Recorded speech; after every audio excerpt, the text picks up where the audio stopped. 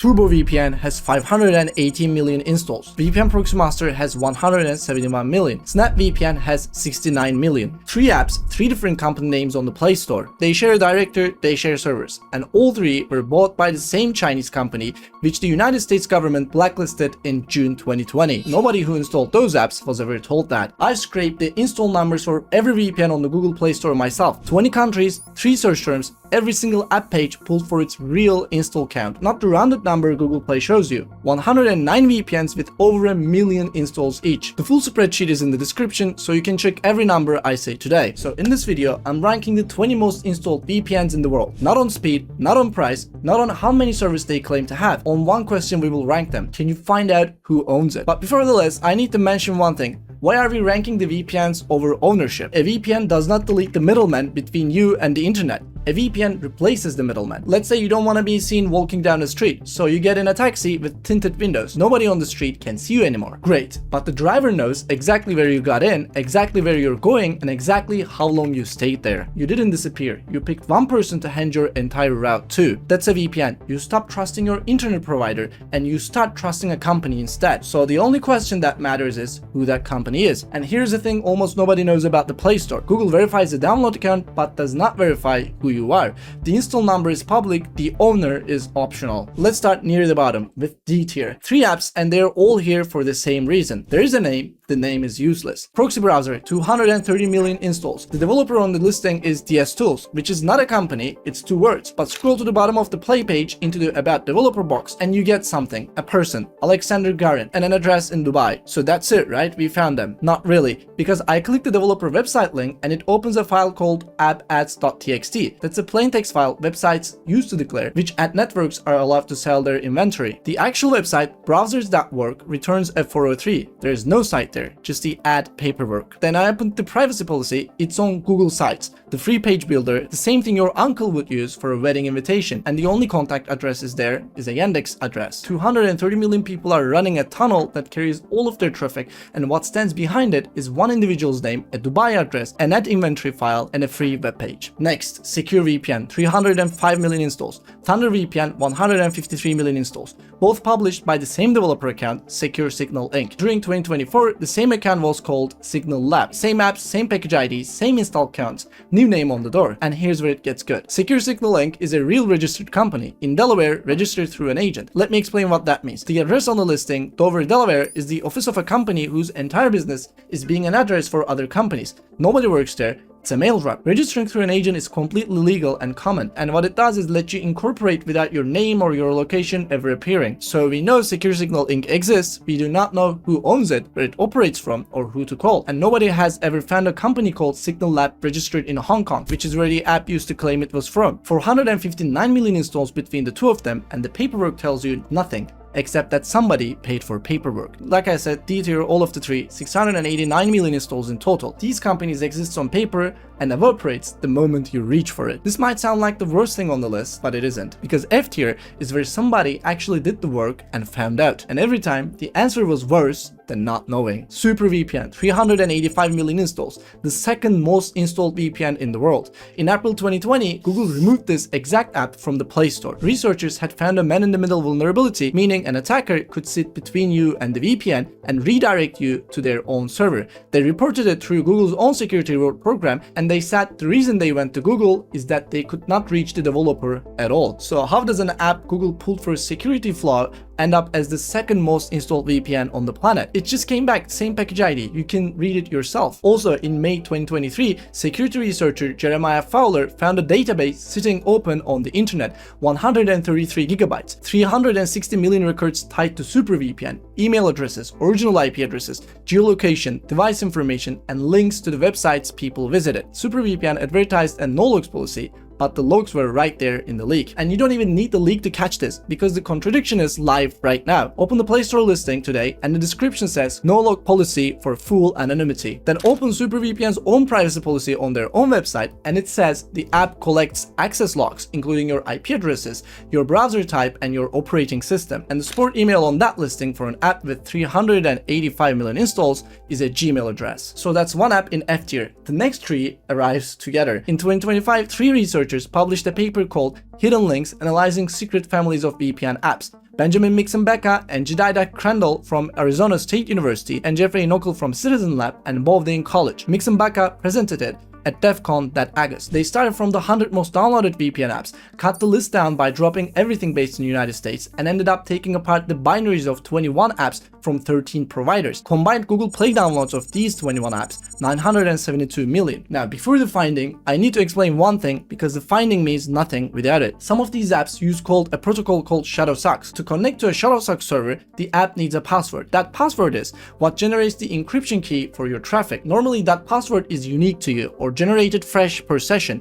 In these apps, it's baked into the app. It sits in a file called server_offline.ser. It's encrypted and the app builds the key to open it at runtime using a native library called libopvpnutil.so. So it isn't lying there in the open, credit where it's due, but the researchers got it out, and once it's out, it never changes. Paper shows one single Shadowsocks password shared by every person who has ever downloaded TurboVPN, TurboVPN Lite, or VPN Monster. And let's be precise about what that lets someone do, because I've seen this reported badly. It does not mean a random person can read your traffic from their bedroom. It means that if somebody can already see the traffic between you and the VPN server, for example your internet service provider, an airport network, or a government, then they can decrypt everything you sent over Shadowsocks. The one thing you installed the VPN to prevent is the exact thing it stops preventing. But that password does something else too. It logs you into the servers, and that is how the researchers proved the ownership. Innovative connecting, Lemonclaw, Autumn Breeze, 8 apps between them. The researchers pulled the credentials out of the apps and connected to the servers of all 3 companies using them. Quote, to confirm that Innovative Connecting, Autumn Breeze, and Lemonclaw share infrastructure. 3 separate companies, 1 set of servers, letting in 1 set of keys. One more thing, because it matters for what you would find if you went looking. Last year, investigators recorded VPN Proxy Master's developer as Lemonclaw. Today, the exact same listing says Secure Gut Group. We're talking about the same app, same install count, only the name on the door changed. And this is often with these kind of VPN apps. TurboVPN, TurboVPN Lite, VPN Monster, VPN Proxy Master, VPN Proxy Master Lite, Snap VPN,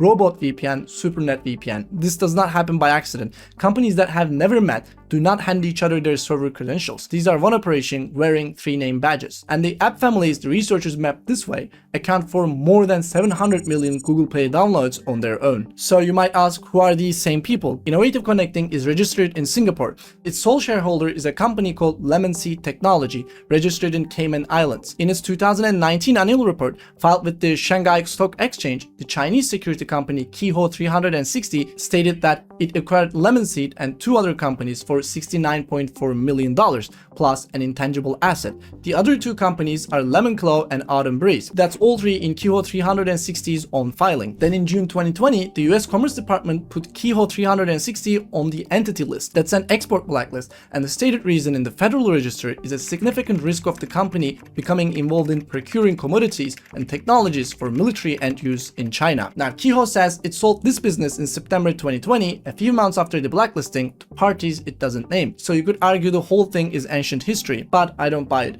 When the Tech Transparency Project pulled the corporate filings again in March 2025, and the researchers I just walked you through found those same 3 companies letting each other's keys into their servers in 2025. Sold or not sold, the 4 companies still point at 1%, and the servers still behave like one company. We have to do one more for F-tier Speedy Quark VPN, 132 million installs. The developer name on the Play Store is VPN Fast Master Proxy Inc. Sounds like nowhere in particular, but scroll down about the developer on the same page, and the legal entity underneath is a Chinese company with a street address in Hefei in Anhui province written in Chinese. The developer contact email on the Play listing is a Gmail address that looks like somebody wrote their face across a keyboard. I'm going to put it on screen because you won't believe me otherwise. In F tier, we have 5 apps, 1.3 billion installs between them. D tier is where you can't find who they are. F tier is where you found out and now you wish you hadn't. Now we are moving up to C tier. 4 apps in C tier. These do have a real registered company behind them, you just have to work absolutely hard to find it. Jump VPN, 107 million installs.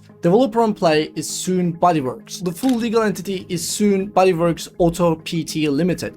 I looked up the registered address. That's an HDB block, Singapore Public Housing. 12 stories, 110 flats, every single one of them a 4-room, lease starting in 1993. So a VPN carrying the traffic of 107 million people is registered to a flat in a public housing block under a company with the word auto in its name. VPN Proxy Speed and Free VPN Super are the same story. 199 million installs between them, same Singapore developer, same Gmail contact on both, and a shared privacy policy hosted on a domain that matches neither app. Then there's the Tomato VPN, 107 million installs, and this one is worth slowing down for. The Play Store says the developer is Iron Meta Studio. Iron Meta Studio isn't a company, it's a brand. Scroll into Google Plays about the developer box, and a real company finally shows up, Lovenpal Pte Limited, and that Beach Road address is its registered address. Although this is again a place for thousands of companies to register their place, it's not really a headquarters. But there is a part that decides it here. I opened Tomato VPN's privacy policy. The document that is supposed to tell 107 million people what happens to their traffic doesn't mention Lovenpal anywhere.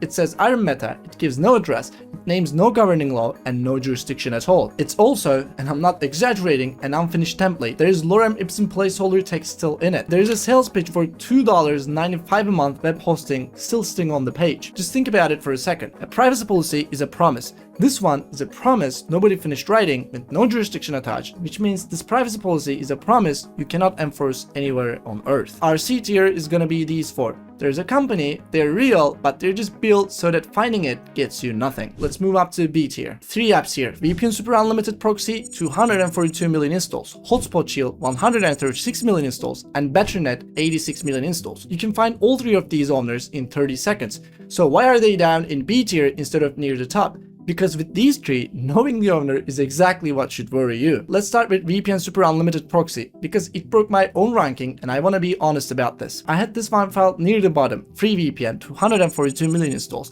Generic name, I assumed nobody was home. Then I actually looked. The company is Super Unlimited Inc. The CEO is named on the website, Tanuj Chatterjee. The chairman is Sujay Jaswal, who really was Dropbox's CFO. On the board is Bing Gordon, who the company describes as co-founder of Electronic Arts and who was EA's chief creative officer for a decade. The site names investors too, WonderCo and 8VC. There is more transparency than most paid VPNs give you. Names executives, a named board, named investors, a street address you could drive to. So why this one isn't in the S tier? Because I read their privacy policy. Now I'm going to quote this one properly because paraphrasing it would be unfair. As a result of this practice, in the last 12 months, we have sold, per the CCPA's broad definition, the following categories of personal information to these third-party providers, subject to each consumer's settings and their right to opt out. Then if you look at the list, identifiers such as IP addresses, commercial information, internet and network information, geolocation data such as general geographic location based on IP addresses. This is a VPN telling you in its own legal document that it sold your IP address and location. And we gotta make this fair. 3 things I owe them here. The section directly above that one says that they do not sell personal information except in the versions of the product supported by personalized advertising. The internet and network information line explicitly excludes your VPN browsing activity, and the policy says IP addresses are not stored beyond the duration of a VPN session. One more thing we have to mention, that same privacy notice doesn't just cover the American company. Its opening line says it covers Super Unlimited Inc., VPN Super Inc., and 2 Singapore companies, Free VPN Pte Limited and Mobile Jump Pte Limited. So the transparent Californian company with the named board is running on Singapore entities underneath, but there's no independent audit, no transparency report, no warrant canary. Nobody has ever checked any of this. And this is why, in this video, transparency is the ranking and not the reward.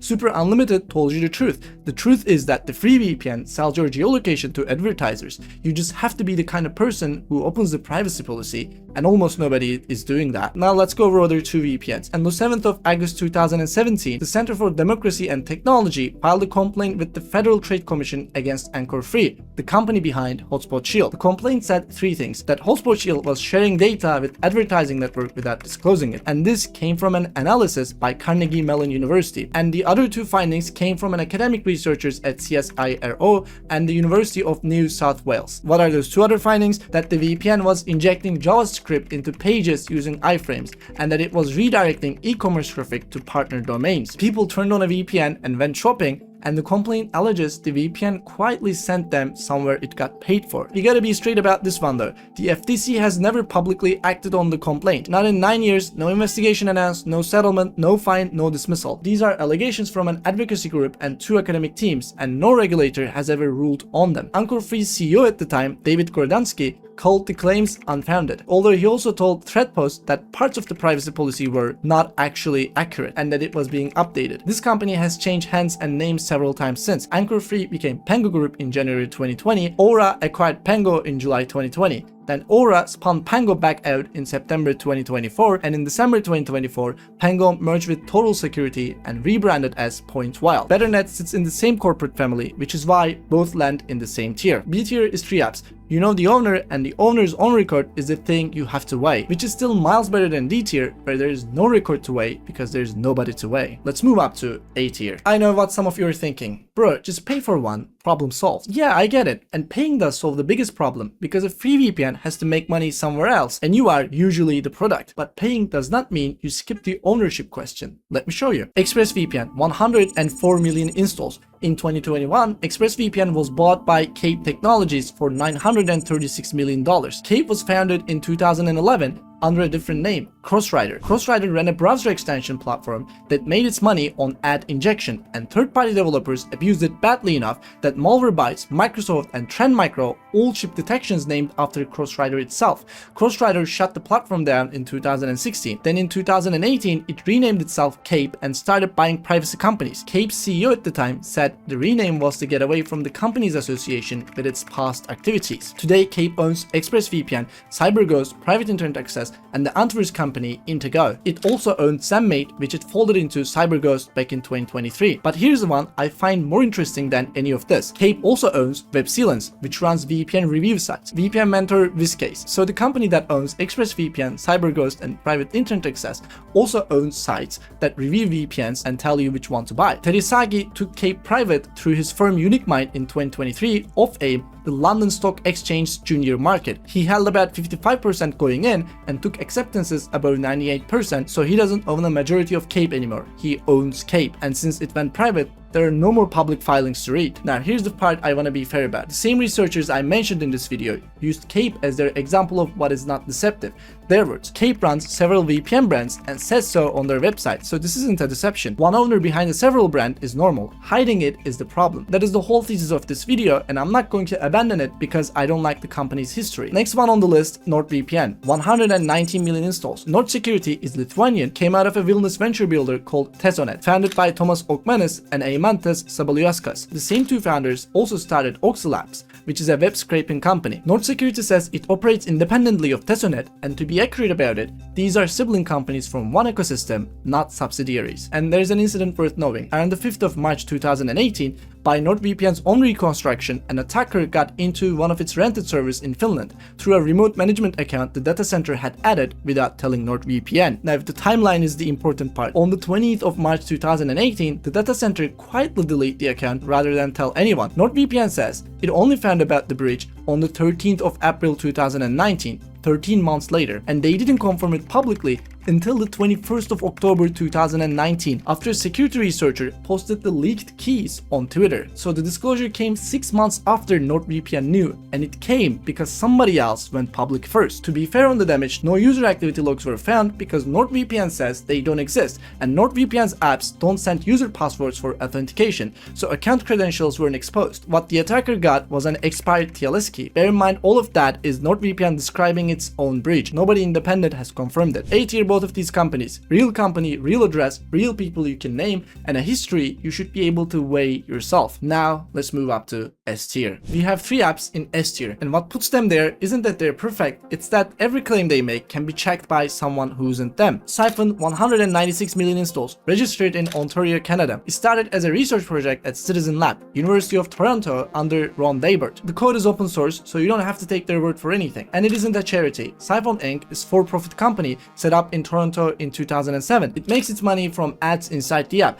and from selling speed boosts. So yes, there's an advertising SD key sitting inside a privacy tool, and you should weigh that. But none of this took digging. The ads are in your face the second you open the app, and the company record is public. Siphon is also partly funded by the Open Technology Fund, which is the US government-funded nonprofit. Now, some of you will hear that and immediately not want it, and that is a completely reasonable position. But notice what just happened. You got to make that decision because Siphon publishes it. That is the difference between Siphon and everything down in the D and F tier, where you don't get a decision at all. Cloudflare's work, 341 million installs. Cloudflare is a publicly listed American company on the New York Stock Exchange. It has public filings, named executives, and actual headquarters. I have to be honest about what it is though. Since August 2022, Warp replaces your IP with a Cloudflare one. But when it does that, Warp routes you through the Cloudflare data center nearest to you, and that IP it gives you represents your approximate location. so it will not put you in another country. If you want a VPN to change where you appear to be, this is the wrong tool.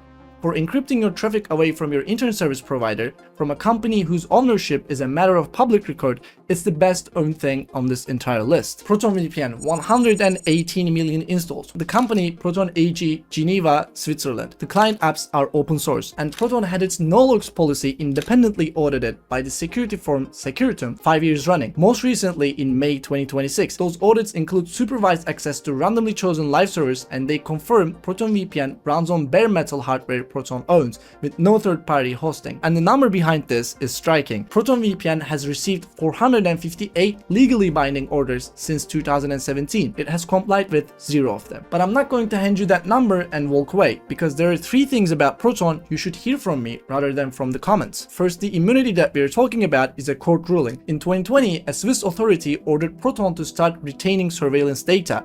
Proton appealed and won in October 2021. Switzerland is currently revising those surveillance rules, and the outcome is still open as I record this. Proton's answer is expansive. They're building infrastructure in Norway. Second, look at Proton Mail next to Proton VPN. In 2021, Proton Mail received 9,301 legal orders and complied with 8,313 of them. That's 89%. But this isn't about hypocrisy, it's architecture. The VPN cannot answer most questions. The email service often can. Third, and this one is important, in March 2026, 404 Media published an FBI affidavit from a protest case in Atlanta. The FBI went through a treaty request to Switzerland, and what Proton handed over was the payment identifier on the account, the credit card. The FBI took that to bank and get the name, made the arrest. No logs were involved, but a no logs audit does not cover how you paid. So if your threat model is serious, pay Proton in cash or Monero, not with the card that your name on it. I should also say this plainly, Proton has sponsored my Turkish channel before. They're not sponsoring this video. They did not know it was being made, and there is no affiliate link anywhere in the description for Proton or for anybody else on this list.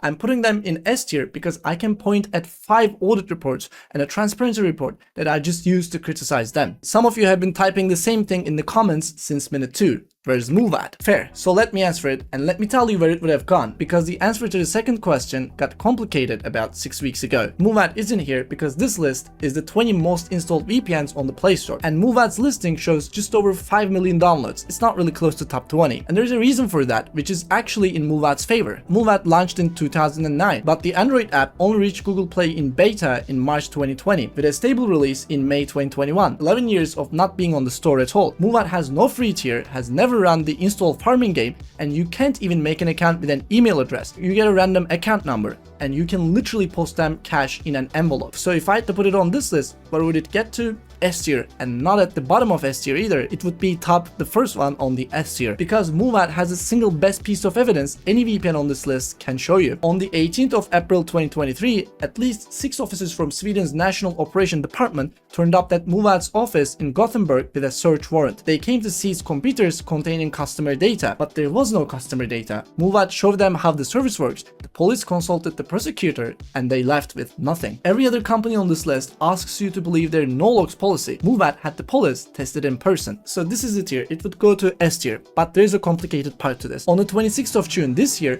the Swedish paper Flammen reported a 5 million kronor donation from Daniel Berntsen. That's around $500,000, and Berntsen isn't a minor figure at Mullvad. He's a co-founder, he owns 50% of the company, and he is co-CEO. The money went to a Swedish party that I can't really pronounce, I will put it on screen, and it made up roughly 72% of that party's entire income for 2025.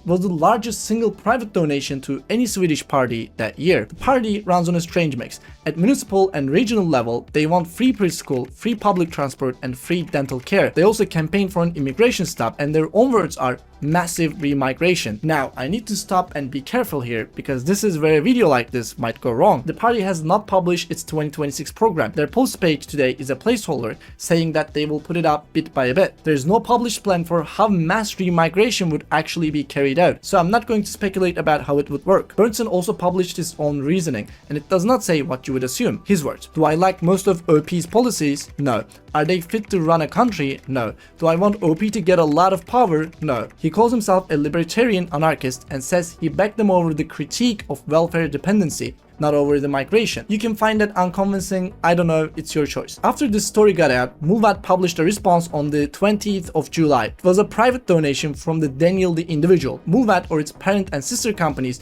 did not endorse and were not involved in it. Then this line, which I did not expect from a corporate blog post: Mullvad does not condone it nor condemn it. It most likely was a bad idea. Mullvad's other co-CEO, Frederick Stromberg, told TechRadar, "Speaking for myself, I don't like that he made this donation, and I know this view is shared by many of my colleagues. Speaking as the co-CEO of Mullvad, we will continue to protect the universal rights to privacy." And Mullvad's line to customers who wanted out was that if you no longer want to be a customer for philosophical reasons, they think it's important to honor that and to contact support. So does this whole story knock Mullvad out of S tier? On the ranking I've used for the last 20 minutes, no, because it's the same logic I used on Siphon. This list ranks one thing: can you find out who owns it? And can you check what they tell you? You found out about this donation, you found out within weeks. You found out because Mullvad is a Swedish company with named owners, filing in a country with public political donation records. And when it surfaced, Mullvad wrote about it instead of quietly renaming itself Secure Gut Group. Now, whether you want to send money to a company where one of the owners spends their money that way is completely your call. Some of you will cancel it today. That's a legitimate decision on your part, and I'm not going to tell you that you shouldn't. But again, notice you got to make the decision. Ask 230 million people running proxy browser what their owner donates to. They can't, because they can't tell you even the owner's name. Let's go over the actual takeaway of this video, and this works on any VPN, not just the ones that we talked about in this video. You gotta ask 4 questions and it will take 2 minutes on your phone. 1. Open the Play Store listing, scroll to the very bottom and read the developer name and address. Is there a real company with a real address?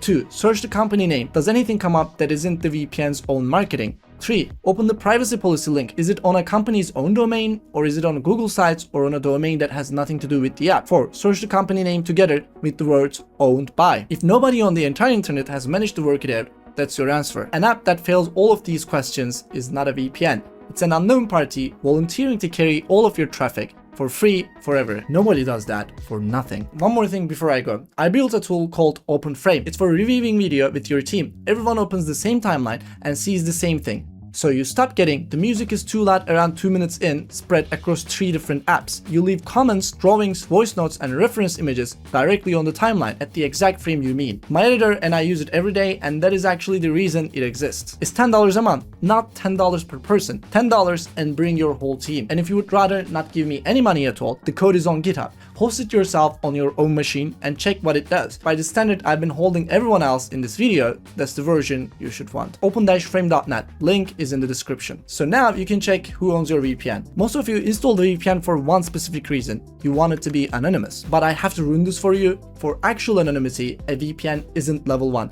It's not on the ladder at all. I made a video about getting onto the dark web in 4 levels, and there's a section in it where I argue you should not put a VPN in front of Tor. Not a cheap one, not an expensive one, not the S tier ones I just recommended. And the people who build Tor say the same thing. Level 1 is a browser, level 4 is an operating system that most of you have never heard of. Go and find out which level you actually need. It's on screen right now. You can click here to watch it. See you there.